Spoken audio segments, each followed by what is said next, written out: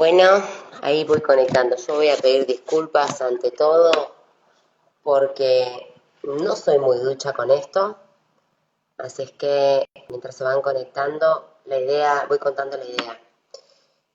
Quería hacer un informe de lo que fue mi año 2020, del trabajo que hemos hecho desde la banca.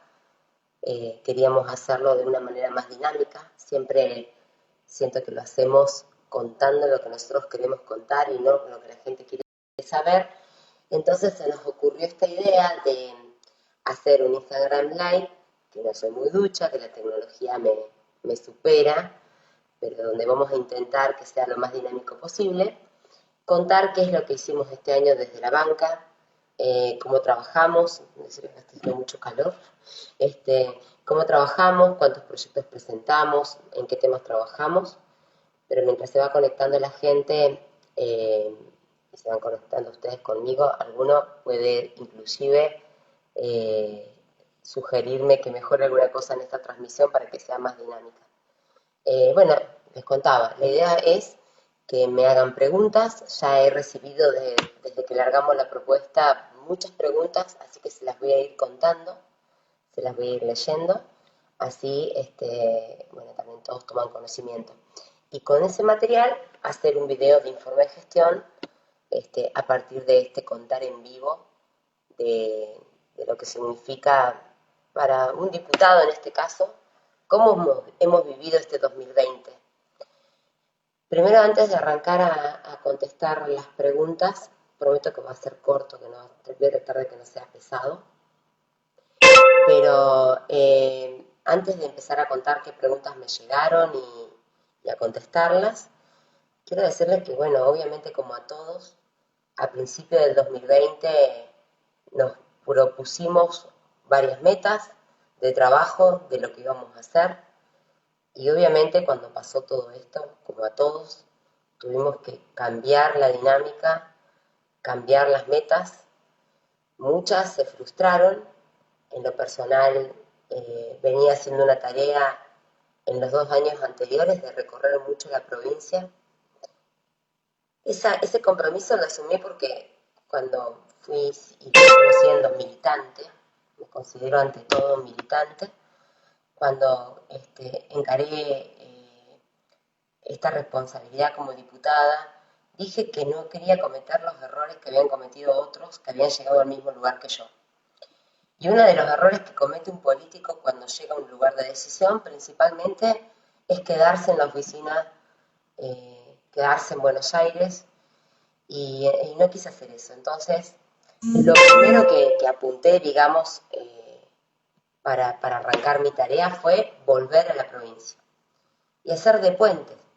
Un poco porque, como dicen todos, Dios está en todos lados, pero atiende en Buenos Aires. Entonces me parece que los diputados que representamos a la gente tenemos que hacer una tarea territorial, volver, escuchar y de ir a Buenos Aires a gestionar y a trabajar. Me parece que lo principal que podemos hacer es eso. Así es que bueno, desde que asumí como diputada he sido más militante que diputada, y eso es un poco de los objetivos que me puse. Por eso volví muchas veces al territorio. El año 2018 y 2019, entre los 2 años, sumé 170.000 kilómetros recorriendo la provincia. Lo dicen mis vehículos, lo tengo chequeado, así es que lo pude hacer. Pero nos encontró el 2020 donde tuvimos que parar.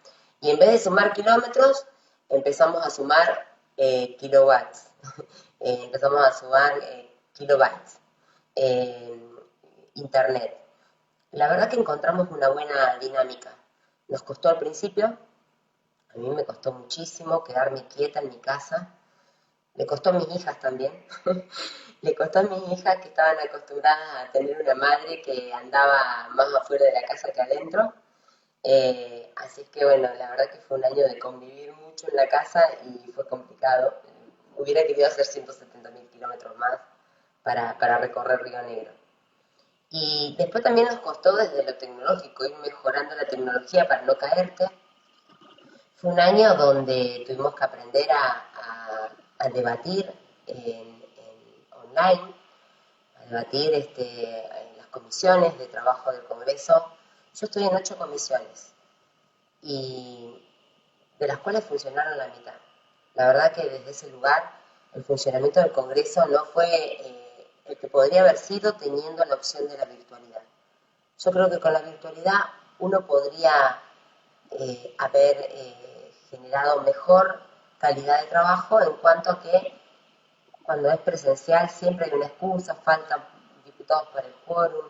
Este año con la virtualidad no se pudo jugar con el quórum, como jugar entre comillas porque es una de las herramientas de los diputados, de los senadores también, hablar del quórum. ¿Damos quórum para un tema? No damos quórum para un tema.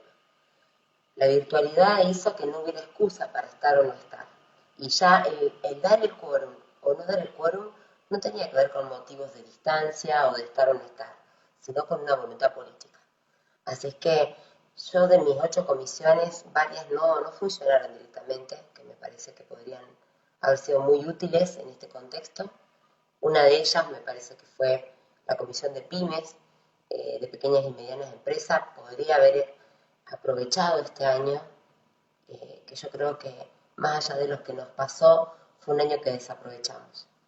Fue un año donde podríamos haber discutido una buena reforma tributaria, donde podríamos haber discutido el rol de la justicia, y no lo aprovechamos desde ese lugar. Fue un año donde podríamos invertir tiempo en cerrar la grieta, pero en los temas que le interesan a la gente.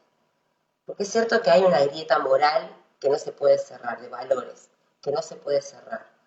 Pero hay otra que tiene que ver con la agenda de la gente. Yo creo que la política se alejó de la agenda de la gente y muchas veces estuvo más enganchada con la agenda política de los políticos que la agenda política de la gente. Así que bueno, ahí voy viendo a Facundo, a Marcela García, ¿cómo andas, Marce? Bueno, algunos que se van uniendo, los chicos de la JR de Huergo, Laura, Tamara, bueno, varios de los colaboradores que han sido protagonistas de este año tan importante en el aprendizaje como persona que hemos tenido todos, ¿no?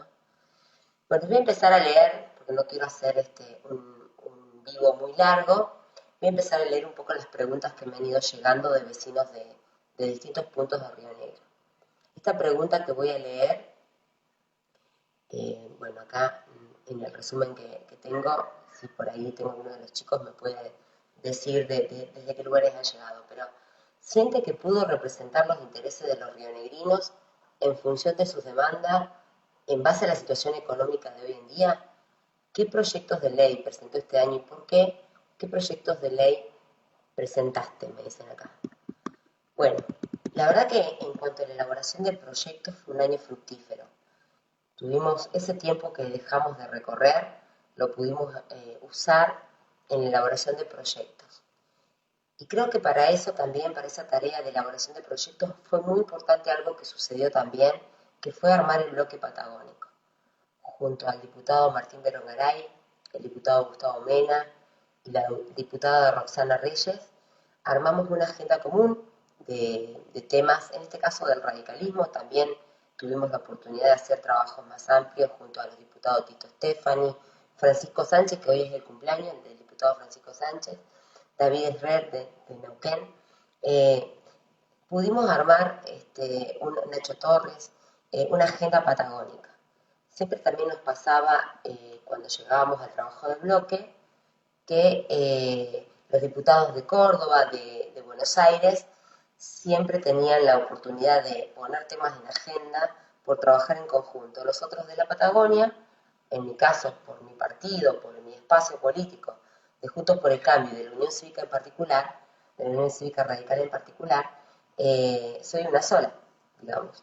De los 5 diputados de Río Negro, solo yo soy del espacio opositor al gobierno nacional, y entonces es muy difícil instalar un tema en la agenda del bloque, y mucho menos en la agenda del Congreso. Por eso, armar una estrategia conjunta junto a los diputados de la Patagonia creo que fue uno de los logros del 2020. Pudimos armar una agenda de temas importantes y trabajamos en muchísimos proyectos juntos.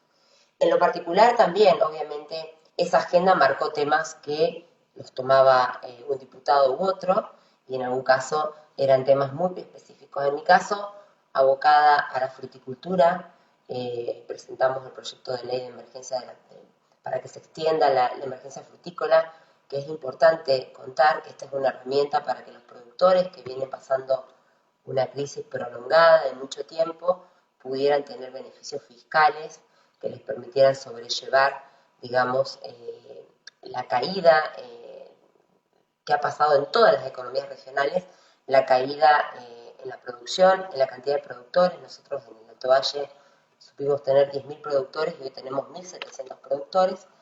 Por lo tanto, era importante darle herramientas que dejaran, digamos, el camino un poco más allanado. El tema del turismo.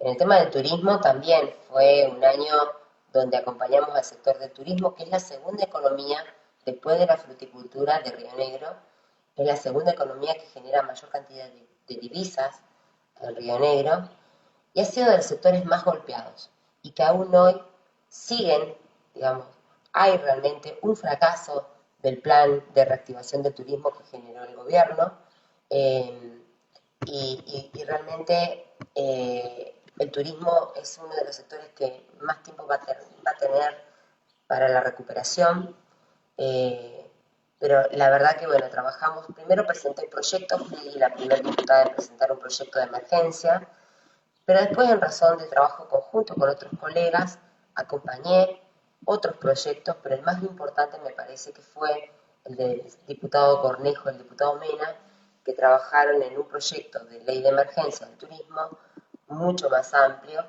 y que lo peleamos, que lo militamos, que lo trabajamos junto con el sector, que pudimos lograr realmente hacer una tarea que empatizara con el sector del turismo, y que lamentablemente por 2 votos no logramos que salga. Fue uno de los temas más importantes que tuvimos. Bueno, acá tengo en compañía. Bueno, y la ley de emergencia del turismo fue, le decía, uno de los temas importantes que pudimos hacer. Después hay un proyecto que tuve que representar, que es un proyecto que le agradezco muchísimo a la doctora Adriana Brameto, que ha sido una de las personas de mi equipo, de mis colaboradores, que me permitió trabajar en proyectos con perspectiva de género, y que si tuviera un proyecto para elegir de los que he presentado, con el cual me gustaría embanderarme, sería con este, que es el proyecto de imprescriptibilidad de las diferentes modalidades de abuso sexual infantil. Es un tema pendiente en nuestro país, un tema pendiente en la Argentina, y es un tema que necesita salir, necesitamos que sea ley para saldar el dolor de muchos niños, niñas y adolescentes que en la actualidad pueden transitar por una situación de abuso, pero también de muchos adultos que atravesaron una situación de abuso sexual en su infancia, en su juventud, y que ven que sus causas prescribieron, que no lograron justicia. Solamente el 10% de las personas que padecen una situación similar hacen las denuncias, y de ese 10%, solamente el 1% logra justicia. Con lo cual, creo que es una de las pendientes, de las materias pendientes que tenemos para legislar. Por eso me gustaría salir de la banca el día que me tenga que retirar. Ahora ya estoy por cumplir, estoy en 3 años y voy para encarar el último año de gestión. Si hay un proyecto que quisiera tener como ley, es ese. Es un proyecto difícil porque es controvertido, tiene la mitad de la biblioteca para un lado y la mitad para el otro, pero creo fervientemente que la balanza se debe tirar para lograr que haya justicia, que quienes han padecido una situación similar logren tener justicia. Ni hablemos de lo que ha sido este año de pandemia. Miren, si hay un tema que me preocupa, que pienso en cuántos niños, niñas y adolescentes han tenido que convivir en plena cuarentena con sus agresores. ¿Cuántos han tenido que seguir soportando o han agudizado su sufrimiento, la tortura que implica un abuso sexual en razón de esta situación que hemos atravesado? Por eso sigo insistiendo. Este es el proyecto con el que me gustaría que se me reconozca. Bueno, también presentamos una modificación a la ley de quiebras, muchas pymes cayeron en este año de pandemia, muchas estuvieron a punto de cerrar completamente, algunas con alguna posibilidad de sobrevivir, y necesitábamos una ley de quiebra mucho más ágil, que simplificara los procesos y sobre todo que permita estar en ese proceso y poder trabajar.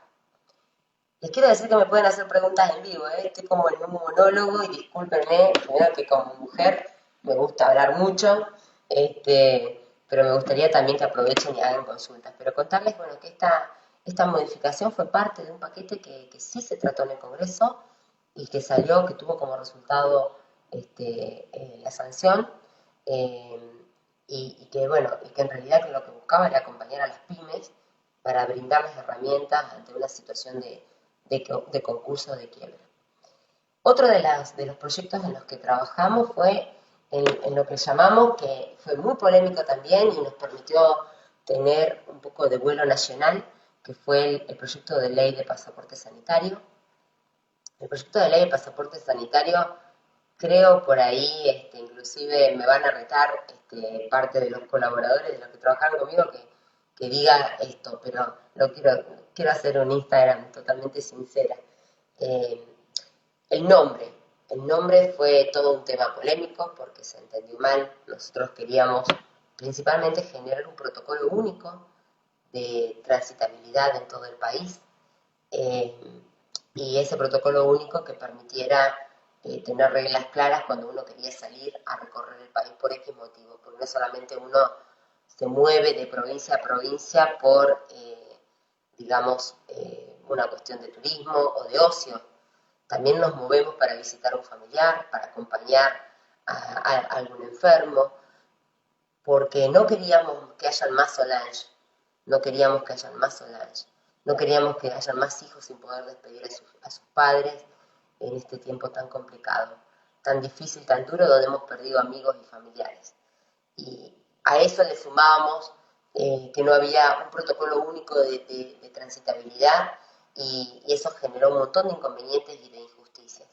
Entonces, bueno, presentamos este proyecto que tuvimos la oportunidad de también hacerlo en un foro, en un encuentro binacional con Chile, y que tuvo una buena recepción porque era una necesidad que aún persiste. Aún hoy las 24 provincias tienen distintas reglas para ingresar a la provincia, y entonces realmente aún persiste esta situación de que cada provincia tiene sus propias reglas.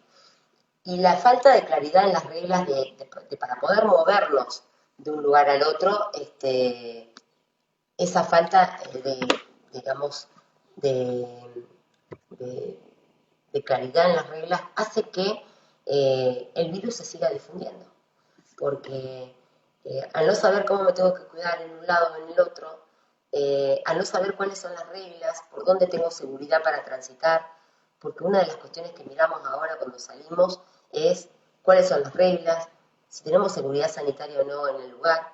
Entonces, me parece muy importante seguir luchando para que haya un protocolo único que centralice las ideas a nivel nacional. Es necesario. Presentamos también, voy a seguir leyendo un poco de los proyectos para no olvidar ninguno, un fondo de garantía para las prestaciones médicas nucleares. Eso es muy importante.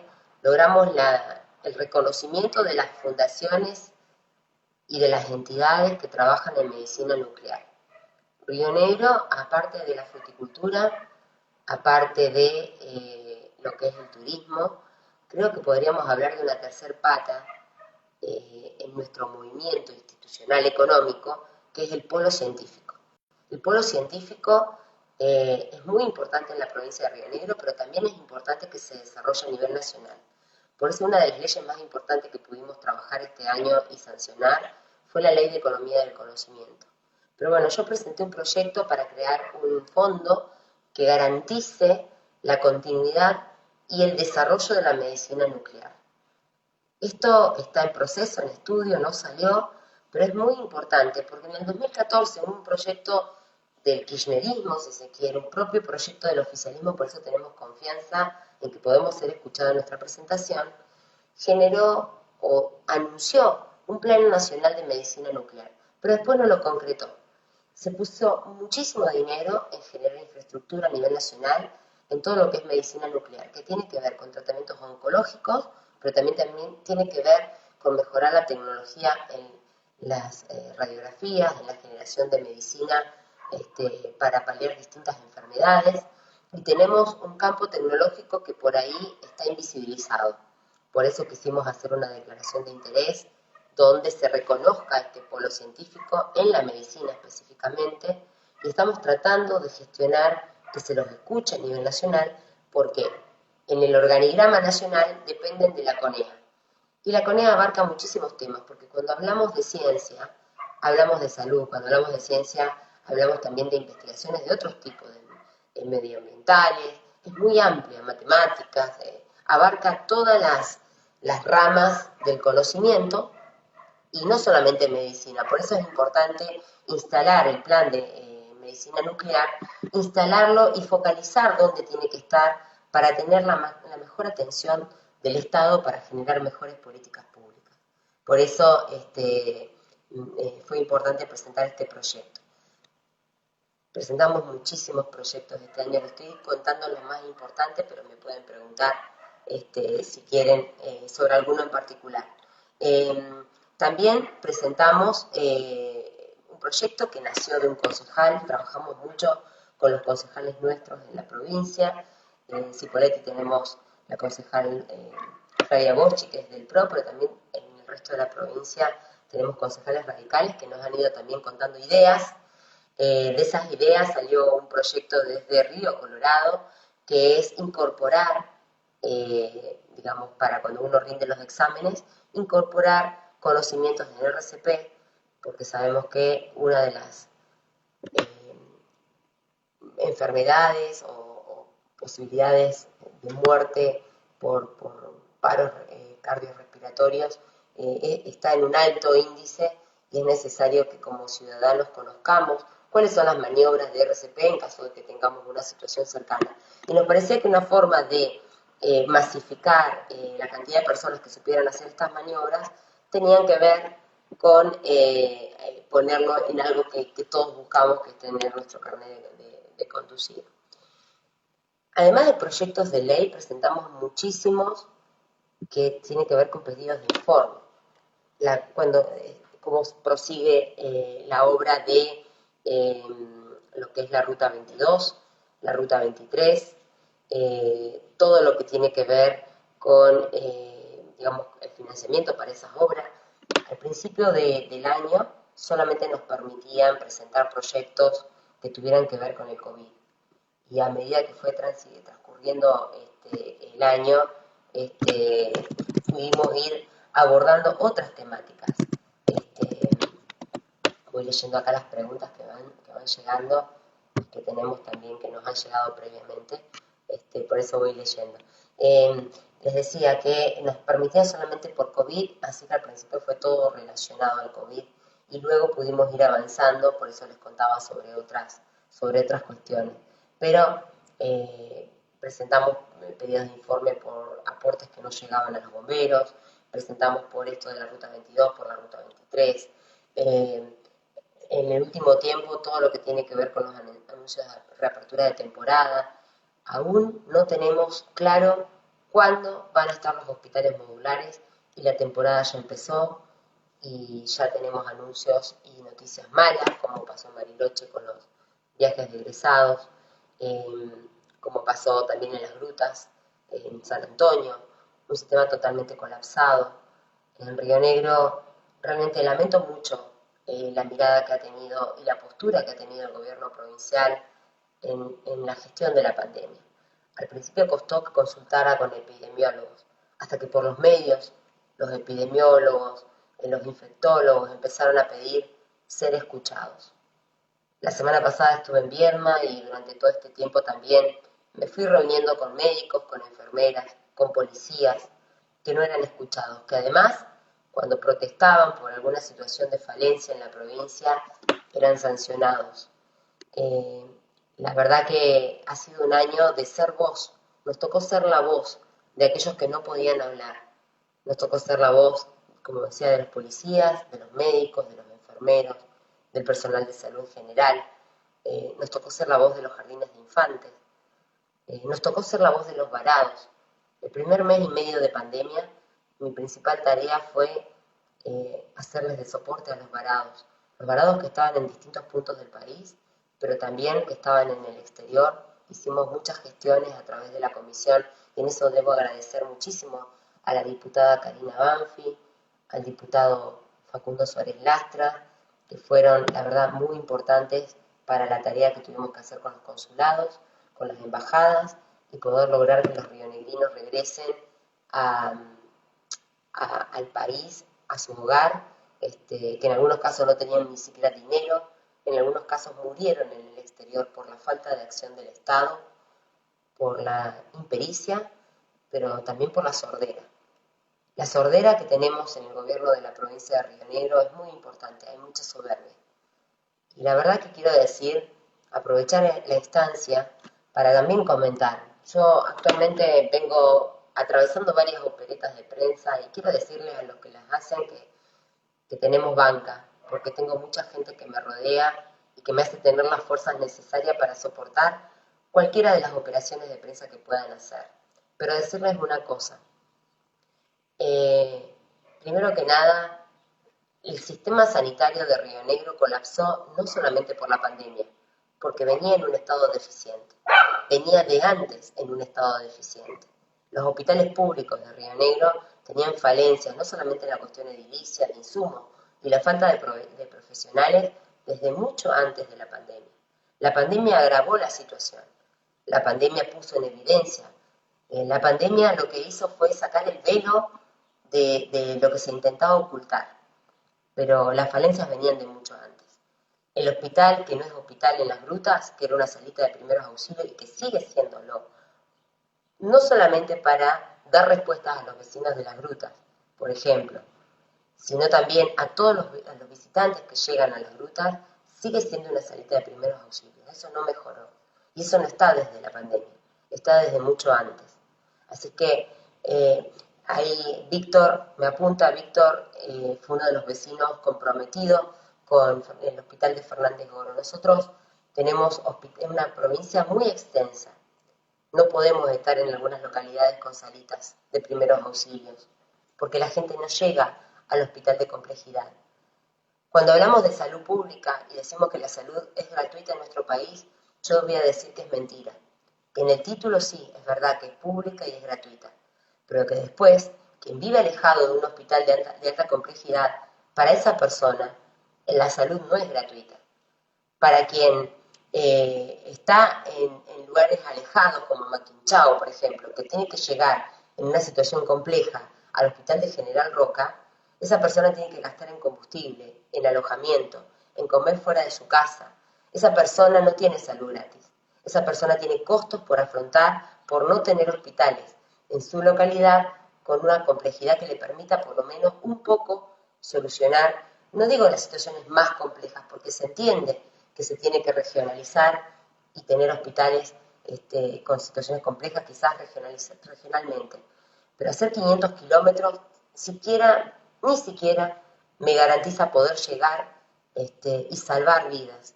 Entonces, es una materia pendiente en Río Negro, mejorar la salubridad, mejorar el sistema sanitario y sobre todo se podría gestionar con lo que tenemos de mejor manera. Tuvimos todo el año para mejorar el sistema sanitario y sin embargo seguimos en esta situación.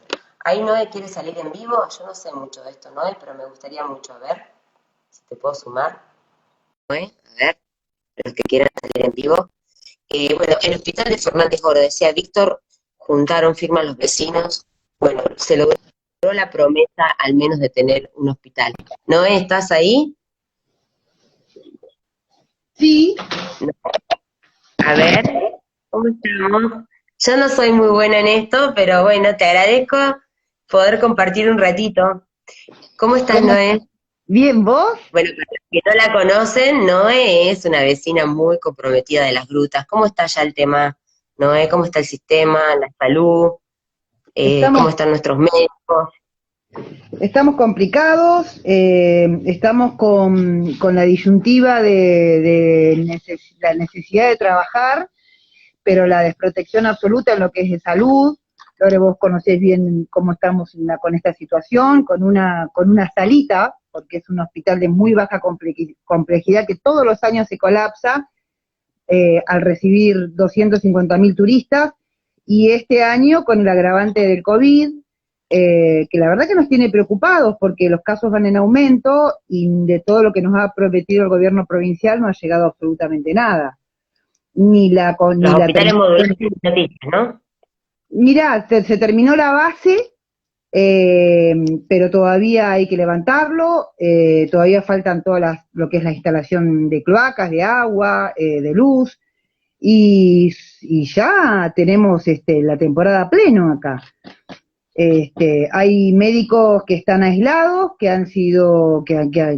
se han contagiado, y en este momento están atendiendo solamente 4 médicos en el hospital de Las Grutas. Una barbaridad para los propios vecinos del lugar, ¿no?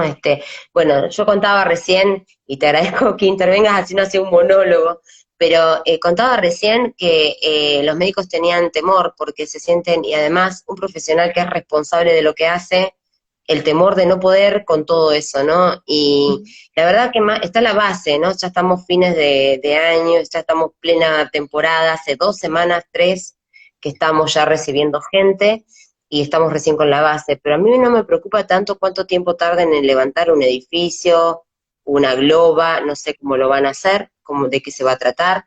Lo que más me preocupa es con qué profesionales vamos a atender en ese hospital modular. Esos 4 médicos de la salita, ¿los llevamos al hospital modular? ¿Los dividimos? ¿Son pocos? ¿Son insuficientes? Entonces, ¿con qué profesionales, no? ¿Qué dice la gente? Me imagino la gente local con mucho temor. La gente local, básicamente, en su mayoría decepcionados, y no hay personal previsto que venga a atender el hospital modular. Van a trasladar a los que están hoy en el hospital. Creo que hay una enfermera nueva y un médico, algo así, que trajeron de refuerzo, pero que no alcanza. Mira, hablando con gente con médicos que saben mucho de lo que es epidemiología, nos decía que en un lugar donde tenés 250.000 personas, se te contagia el 1%, que es una cifra estadística de ellos, y ya estás en 2.500 personas contagiadas. ¿Cómo las atendés? No tenemos en Río Negro la capacidad de atenderla, en todo Río Negro, ¿no? Bueno, yo hablaba con los médicos de Viedma y me dicen, se colapsa San Antonio, Las Grutas, se colapsa Viedma, porque el primer punto donde vienen es aquí, y la verdad que ya estaban complicados también. Ayer hubieron muchísimos casos. Y otra cuestión que es llamativa, que ya no tenemos los partes diarios de la manera que lo veníamos teniendo, y los casos no han cesado, están en aumento. Entonces, hay un temor también de que se estén ocultando datos, ojalá que no, sería muy grave, pero sobre todo decir que los casos siguen. En Bariloche ayer hubieron 90 casos, no sé cuánto hubieron en San Antonio ayer, pero vienen en número en crecimiento, ¿no? Ayer no lo vi, San Antonio por supuesto crece exponencialmente mucho más que Las Grutas, pero lo que sí sé es que, por ejemplo, todos los que aislados por contacto estrecho, que se supone que si están conviviendo con un positivo, tienen que estar también en la mayoría de los casos contagiados, bueno, eso no los contabilizan. Pero bueno, sí, yo creo que en realidad está todo como que hace ruido el número, el número o la cantidad que informan, pero también es cierto, Lore, que necesitamos trabajar. También es cierto, es esa cuestión, ¿no? La doble, es complicado, ¿no? Nos da mucha bronca 9 meses encerrados para que no armen absolutamente nada y para que no cumplan nada de lo que prometieron. Nos toman el pelo. Esa es la sensación. Es así. O sea, entendemos que no podemos volver para atrás en el encierro, se entiende perfectamente. Ahora lo que da bronca es que no se haya preparado el escenario para esta instancia, sabiendo que en esta instancia necesitábamos mejorar la infraestructura.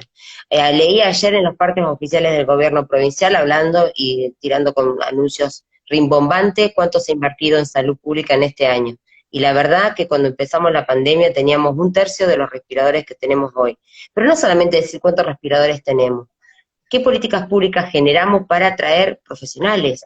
Sin profesionales, vos podés tener más respiradores que y que te sobren respiradores, pero si no tenés quien lo maneje, obviamente no es ninguna solución tampoco. Che, Noé, Totalmente. bueno, muchísimas gracias. Te voy a cortar un cachín para ir con otro tema. Te mando Pero un te beso, mando, Piquero. me alegra verte mucho. Mira, calculo que a mediados de enero voy a andar por allá. Más vale Así que que venga. te voy a dar un codazo, te voy a dar Dale. un codazo. Un Chao, besito. chao, Chao, linda. nos vemos. Bueno, voy a leer otra pregunta que me llegaba. Me dice, ¿por qué este país no garantiza la ayuda y continuidad de trabajo de honestos y cumplidores y premia a los vivos y oportunistas, corruptos? ¿Cómo haces para convivir en torno a la desconfianza de la sociedad hacia el sector político? Bueno, esta pregunta me llegaba de 5 saltos, que en un ratito voy a irme para allá, así que los voy a ir dejando. Gracias, Colito, por los mensajes de apoyo. Ahí la OTR presente. Bueno, en relación a por qué el país no garantiza la ayuda y continuidad del trabajo de los honestos y cumplidores, ¿qué pregunta? Muy buena pregunta, y premia a los vivos oportunistas y corruptos. La verdad que estamos en un tiempo donde el mérito, donde la honestidad no se premia, el trabajo no se premia. Cuando hablamos trabajamos en el Congreso y salió finalmente como ley la moratoria para realmente dar una mano también a las pymes. Una de las cosas que trabajamos y donde yo tuve la oportunidad de firmar un compromiso de no generar, mientras dure mi mandato como legisladora, un impuesto más. Es importante que salgamos del sistema confiscatorio que tiene la Argentina, donde se paga altísimamente impuestos que superan lo que uno puede invertir. Si una persona quiere tener una pyme en blanco, todo legal, todo como tiene que ser, por cada 100 pesos que invierte, esto está estudiado, tiene que gastar 106 pesos, o sea, no tiene rentabilidad si paga todo. O sea, no le queda otra a quien emprende, al que tiene una pyme, que tener alguna parte en negro, informalmente, o la mitad de la jornada laboral de un empleado, o no pagar la mitad de los impuestos, o declarar menos de lo que gana, porque si no, no hay posibilidad de que tenga rentabilidad. En el proyecto, cuando se trabajó en el Congreso la moratoria, a través de estas instituciones, que quiero agradecer a la Asociación de Contribuyentes Cumplidores, con quien yo firmé mi compromiso de no generar un solo impuesto más, que ahora estamos trabajando también en otras ideas que van en la misma sintonía, que tiene que ver con la generación de empleo post pandemia. Vamos a necesitar un nuevo sistema de trabajo, un nuevo sistema de generación de empleo y de emprender, realmente porque hay gente que si no, no va a poder sobrevivir. Pero decir esto, y pudimos incluir beneficios para los contribuyentes cumplidores, porque la moratoria siempre viene obviamente por X causas, alguien entra en deuda con el Estado, parte por lo que les decía, porque el nivel confiscatorio es muy alto, es parte de los argumentos que tiene un deudor del Estado para tener esas deudas. Eh, pero bueno, era importante también incluir a quienes, a pesar de todas esas dificultades, tienen sus impuestos al día. Así que pudimos trabajarlo junto a otros diputados, 14 diputados de distintas fuerzas políticas, nos unimos y logramos que se incluyan beneficios para los contribuyentes cumplidores. Y en el mismo orden, hablando de corrupción, otro de los proyectos que me gustaría estar embanderada y terminar la gestión con ellos es el proyecto de ficha limpia. El proyecto de ficha limpia, ahí está el diputado provincial Juan Martín, siguiendo un poco la transmisión, lo felicito, fue el único diputado de la provincia de Río Negro que se opuso a los impuestazos, no solamente a nivel provincial, sino que se están dando en todos los municipios de Río Negro. En este contexto donde las pymes están cayendo, el gobierno provincial ha incentivado inclusive a muchos de sus concejales, y esto lo quiero decir claramente, es un momento para bajar ingresos brutos, por ejemplo. Ingresos brutos, cuando se firmó el pacto fiscal en el gobierno anterior, se buscaba que se baje ingresos brutos, que es uno de los impuestos que más retrotrae a las pymes y a las economías. Acá en Río Negro estábamos en un 3%, el gobernador en aquel entonces, Alberto Beretiné, lo subió al 5%, a pesar de todas las quejas de los comerciantes, con una voracidad por recaudar tremenda. En este contexto de pandemia debíamos tener un gesto para con las pymes y bajarlo nuevamente al 3%, mínimamente, no digo que menos, pero al menos volver al 3%. Se continúa con eso, y no solamente eso, sino que se han puesto nuevos impuestos.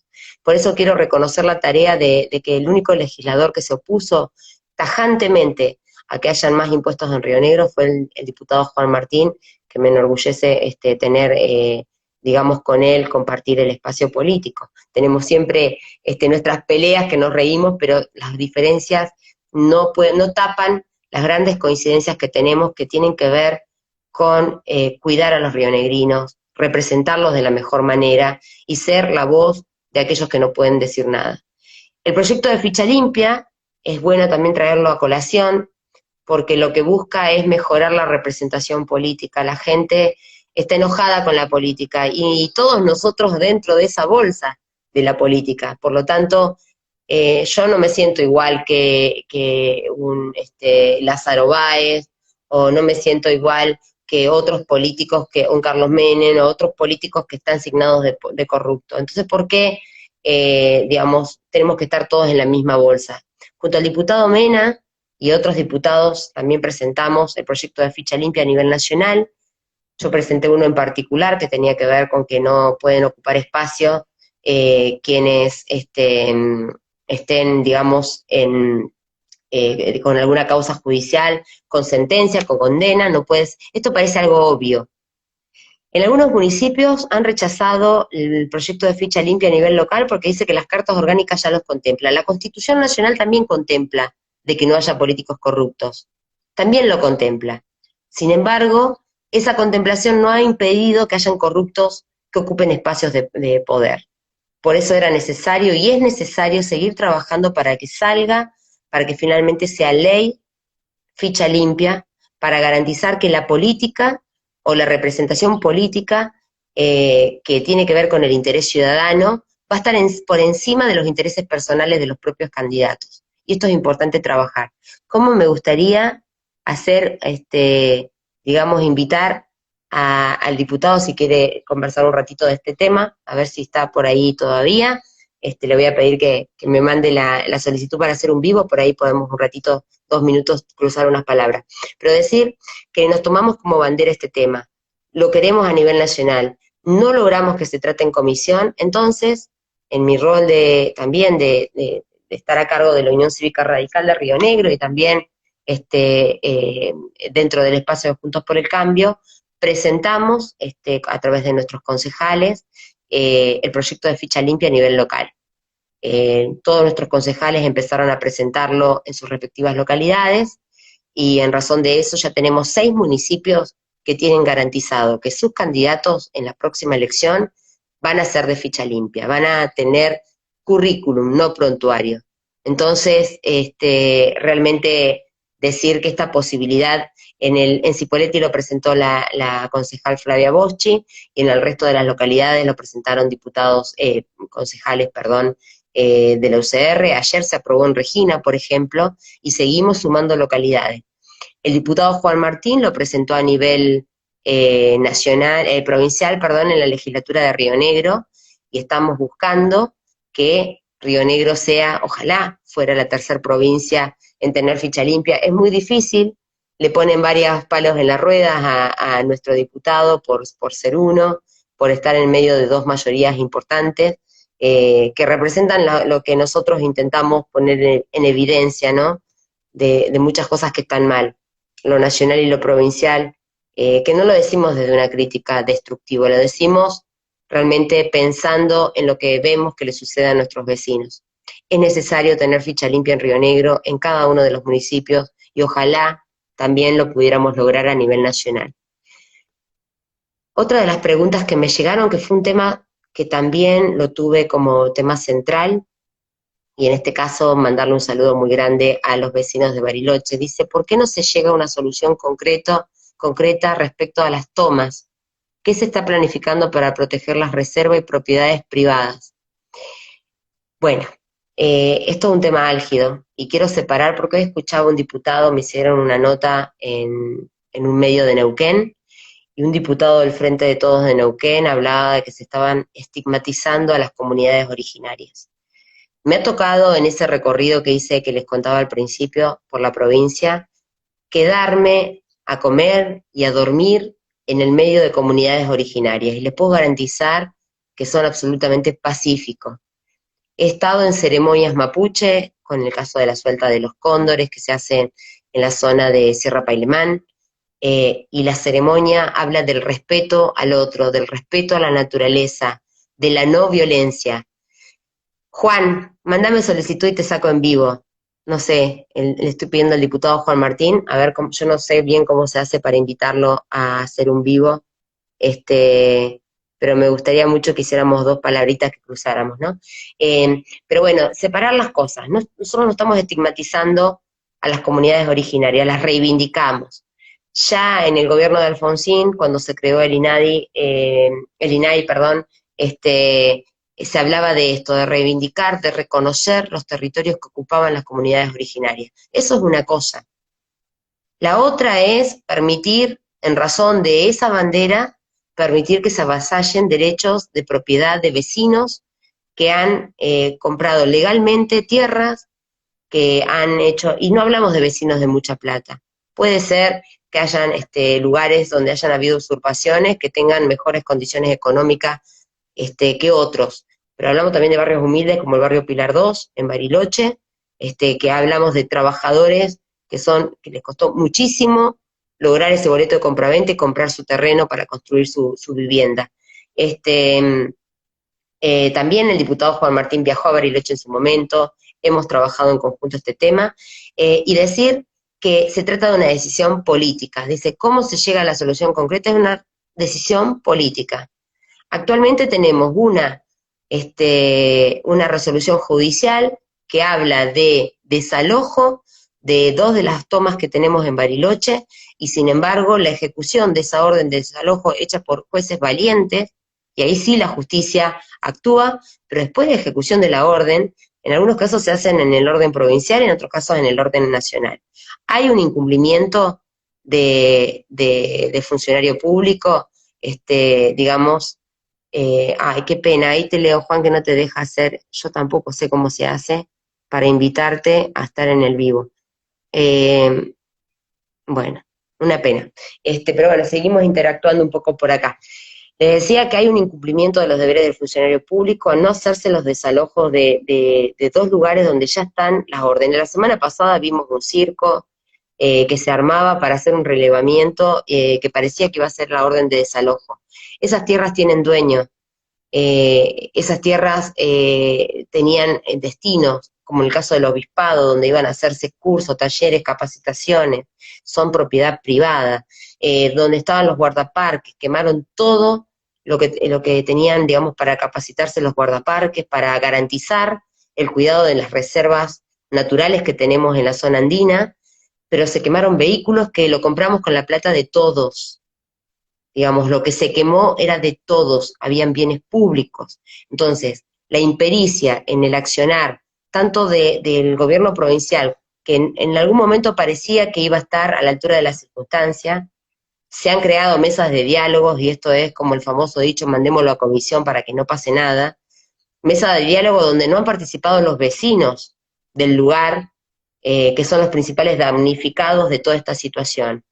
Entonces, lo que está faltando acá es una decisión política, una decisión de quienes nos gobiernan, de quienes están en los ejecutivos, no digo con violencia, digo que con justicia, con las herramientas de la justicia, digamos, que se logre realmente darle una solución a esos vecinos que viven atemorizados. Y no solamente esos vecinos, sino cualquiera que pasa de Bariloche a Bolsón por la ruta nacional, donde muchas veces han sido apedreados. Entonces, si yo hago eso, o cualquiera de ustedes, los que está siguiendo este vivo, infringe y tira piedra, sale a la ruta 22, en mi caso que estoy en la toalla, a tirar piedra a los autos, va preso, porque la ley lo indica así. No se puede vulnerar ni atacar la propiedad de otros, y mi derecho termina donde empieza el de los otros. Vivimos en un Estado de Derecho, pero hay complicidad de parte del gobierno nacional y de sus funcionarios, y específicamente hago responsable al propio presidente, porque la ministra de Justicia, Marcela Lozardo, la ministra de Seguridad, Friedrich, y la presidenta del INAI son funcionarios del presidente Alberto Fernández. Por lo tanto, el incumplimiento está desde la cabeza para abajo, todos son responsables de lo que le ha pasado a los vecinos, vecinos que han sido violentados, golpeados y puesto en riesgo su vida en razón de la impericia, muchas veces adrede, de la complicidad de un gobierno nacional que le da toda la beta, digamos, para que puedan hacer este tipo de acciones con total impunidad.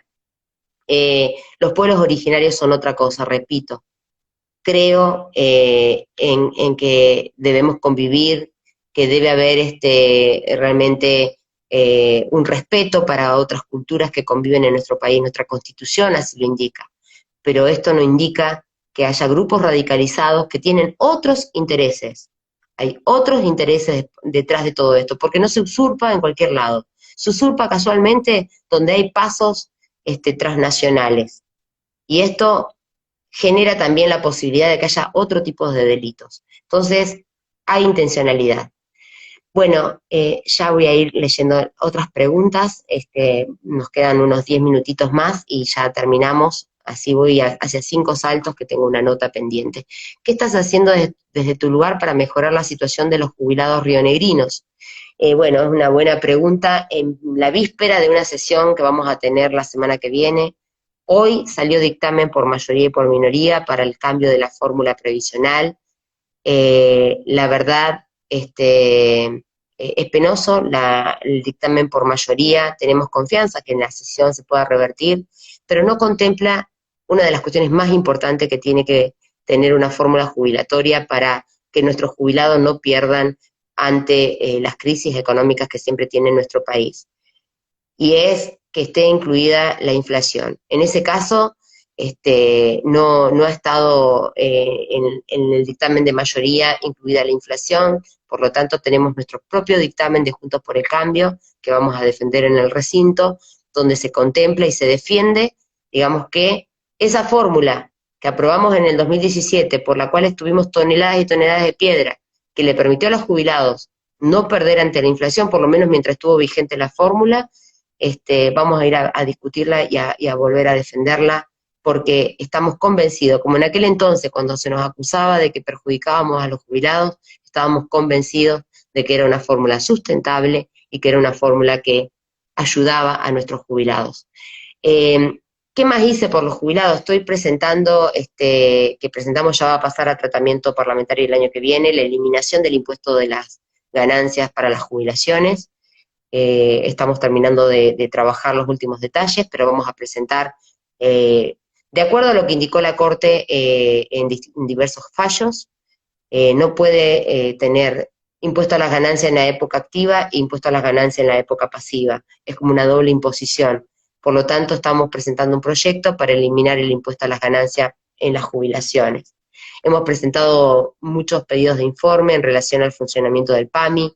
La verdad que hemos trabajado con los centros de jubilados de Río Negro, ellos nos manifestaron los problemas que tenían en las prestaciones, en esta época de pandemia fue bastante mala la calidad prestacional, la desactualización del pago a los profesionales que trabajan con los centros de jubilados también fue otro de las cuestiones. Bueno, y hemos trabajado, digamos, en esto, en pedirle digamos, al Poder Ejecutivo Nacional que por lo menos mejore la atención en las distintas delegaciones de PAMI, pero también de ANSES. Este año fue un año muy complicado para que salga, digamos, todo lo que tiene que ver con estas ideas, ¿no? El funcionamiento de PAMI y del ANSES, y para que salgan las jubilaciones, pensiones y demás, ha estado totalmente casi parado, más allá de que en el último tiempo mejoró por suerte, ¿no? ¿Por qué no ayudar a la permanencia del aeropuerto El Palomar? Bueno, si hay una bandera que tuvo Juntos por el Cambio y de las cuestiones que fueron importantes, ahí se está conectando gente del Pilar 2, les mando un saludo grande, decirles que mi compromiso con ellos sigue, que voy a seguir batallando junto a ellos para lograr que se haga justicia en relación a las tomas que hablábamos recién. Bueno, hablaban acá, me preguntaban por el aeropuerto del Palomar. La política de cielos abiertos fue una de las políticas más importantes que pudimos tener para mejorar el turismo, para mejorar la conexión, la interconexión entre las provincias, para descentralizar de Buenos Aires algunas cosas. Con la política de cielos abiertos logramos viajar a Córdoba sin pasar por Buenos Aires, a Mendoza sin pasar por Buenos Aires, a Comodoro Rivadavia sin pasar por Buenos Aires, vuelos directos a Salta, digamos, de la zona de la Patagonia, estoy hablando, y eso se permitía por el funcionamiento del aeropuerto del Palomar, que era uno de los principales actores, uno de los pocos aeropuertos privados, que no dependía exclusivamente de ser una pata más o una carga más para el Estado, sino que se autogestionaba.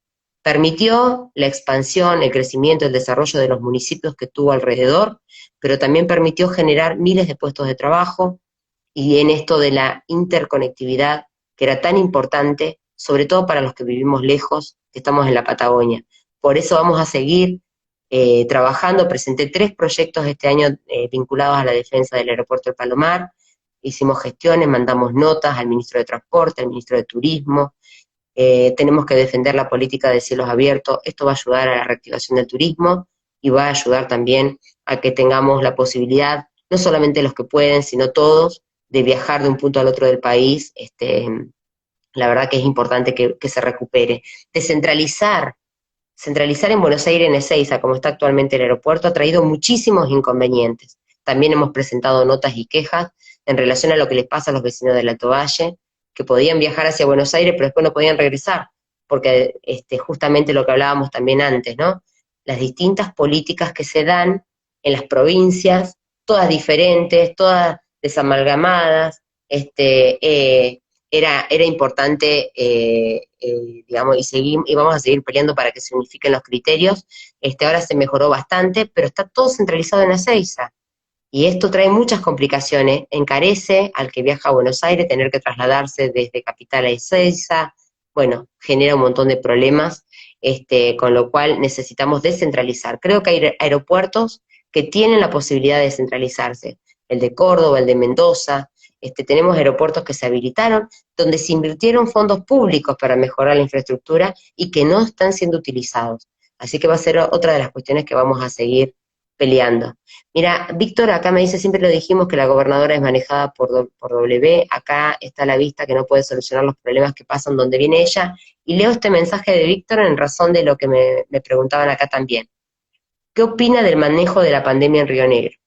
Bueno, tengo pocos minutos y entonces voy a tratar de ser, nosotros hicimos muchas gestiones, reuniones, nos juntamos con médicos, nos juntamos con gente que sabe, le mandamos propuestas a la gobernadora. El 6 de abril mandamos una nota con 20 propuestas institucionales, sanitarias, económicas, no porque se me ocurrían a mí ni a los que están al lado mío, sino porque la consultamos con profesionales. Nunca tuvimos una respuesta. La respuesta siempre fue la falta de diálogo, la respuesta fue la soberbia, la respuesta fue que Río Negro fue de las peores provincias que manejó la pandemia. La respuesta del gobierno provincial en la gestión de la pandemia fue pésima y sometió a todos los rionegrinos a esa negligencia, a esa impericia, y me hago cargo de lo que digo. Tuvimos momentos donde no había una bajada clara de los protocolos para evitar los contagios, falta de control, falta de insumos insuficientes, insumos de mala calidad, sanción a los médicos, a los directivos que manifestaban lo que estaba pasando en los hospitales públicos, falta de control de quienes estaban, se habían contagiado y estaban en las casas, no sabían qué hacer, digamos, faltó política, faltó diálogo, faltó escucha. Esa es mi opinión. La verdad que me pasó con la cuestión del sistema sanitario, también me pasó con los varados. Acudí muchas veces al gobierno provincial para dar una mano, porque yo soy una legisladora. Los legisladores provinciales, un concejal, un legislador provincial, un legislador nacional, no cuenta con los recursos que tiene el Poder Ejecutivo para darle respuestas reales y concretas a los vecinos. Esos recursos surgen de los impuestos que pagan los rionegrinos y las rionegrinas. Entonces, si yo para traer un varado necesitaba que se ponga un colectivo, eso no lo puede hacer un legislador, no tengo esa facultad, ojalá la tuviera. Muchas veces me sentí impotente de no poder hacer más, porque no tenemos las herramientas ni los recursos, ni siquiera la estructura que tiene un gobierno provincial, nacional, inclusive un ejecutivo municipal. Pero bueno, hicimos muchas gestiones para los varados, para el sistema sanitario, para el sistema de seguridad, para los estudiantes, porque también pasaba en otras provincias, los ministerios funcionaban de otra manera y trabajaron con las universidades para que los que estaban en los últimos años de estudio pudieran recibirse. Bueno, desde ese lugar también lo hicimos, tomé contacto con el rector de la Universidad de Río Negro, mandamos notas a la Universidad del Comahue, pero en todos lados faltaba la pata provincial. Entonces, ¿cómo fue la gestión de la pandemia? Lamentablemente, desde mi punto de vista, fue pésima. Por eso Río Negro siempre estuvo en jaque, siempre estuvo con pocas camas, colapsada, y fuimos la primera provincia en tener que decidir a quién darle un respirador. Y no me olvido. Fuimos la primera provincia que tuvimos que elegir a quién darle un respirador. Eso es tremendo. Y creo que, y aprovecho la oportunidad, vuelvo a insistir, habían posibilidades de incorporar tratamientos paliativos, lo del ibuprofeno, como eso, hay 3 o 4 métodos alternativos que se podrían haber utilizado para descomprimir. Mejorar la infraestructura de los hospitales, como pedían la gente de San Antonio, como pedía la gente de Chuele, como pedía la gente de Fernández Oro. Mejorar la infraestructura de los hospitales en todo este tiempo hubiera ayudado a hacer una mejor gestión de la pandemia. Bueno, la verdad que fue un año intenso.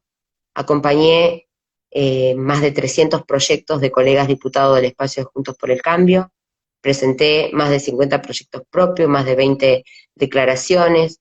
Si le dijeran los números, las estadísticas, me pareció más importante contarles en lo que trabajé, en los temas que trabajé. Presentamos un proyecto también de emergencia cultural, que fue otro de los sectores más vulnerables y que también les va a costar salir adelante. Acompañamos a las pymes, trabajamos, la verdad, muchísimo, optimizamos el tiempo con la virtualidad, pero también fuimos de los que exigimos la presencialidad. Por eso me alegra mucho desde ese punto de vista. Somos del grupo de trabajadores esenciales, los diputados, y hemos tenido coronita. Y la verdad que me avergüenza. Yo hubiera querido estar todas las veces que se sesionaba, sentada en el recinto sesionando, o en el Teatro Colón, o en una cancha de fútbol, en donde fuera que se garantice la cuestión sanitaria, pero sesionar personalmente, para que no me muteen, para que no me censuren la palabra, para que yo pueda defender los intereses no solamente de los rionegrinos, sino como diputada nacional, de los argentinos y argentinas que nos piden a la oposición que no aflojemos, que nos mantengamos unidos. Por eso todas las versiones que están tirando en los medios con total, como pasquines del gobierno provincial, que obviamente al decir estas verdades, a no muchos les gusta escuchar estas verdades. Pero prefiero ser quien soy, no perder mi esencia. A veces prefiero perder votos, pero no perder mi identidad, ni caretear algo que no soy. Lo que me queda de gestión, voy a hacer eso, voy a ser honesta, sincera y frontal. Y eso quiero ser. Representar a los rionegrinos ha sido de mis mayores orgullos, y lo hago con total vocación, pero para representarlos mejor, lo importante es no mentir, ser honestos y trabajar, ceder cuando hay que ceder. Así se acuerda, se buscan consenso, de los disensos tienen que salir consenso. Todas las operaciones de prensa que han hecho estos días, les quiero aprovechar este espacio para decir que no nos van a quebrar, que seguiremos unidos, que vamos a permanecer en la trinchera de la lucha por una mejor república, por un mejor federalismo. En la previa a la Navidad voy a aprovechar para saludar a mis vecinos y vecinas de Río Negro, a los que me votaron y a los que no, a todos. Ha sido un año muy difícil, un año de muchos desencuentros, de muchas desuniones, de pérdidas, un año donde hemos tenido que atravesar juntos el miedo, la inseguridad. Hemos tenido que atravesar el temor a que un familiar se enferme. Decirles que quiero que se cuiden, que disfruten, que estén rodeados de amor, que en su entorno familiar los acobije, pero no se abracen, no se besen, no compartan las copas, no choquen las copas, que es una de las recomendaciones que están haciendo, brinden mandándose energía. La verdad, les deseo amor y paz en esta Navidad, y el agradecimiento por esta representación que me han otorgado y mi compromiso para seguir trabajando de la misma manera. Los abrazo a todos, feliz Navidad, feliz Nochebuena, feliz Navidad, y bueno, y esto lo vamos a traducir en un video después, donde vamos a poner las preguntas que nos fueron llegando desde distintos puntos de la provincia. Un abrazo grande, nos vemos.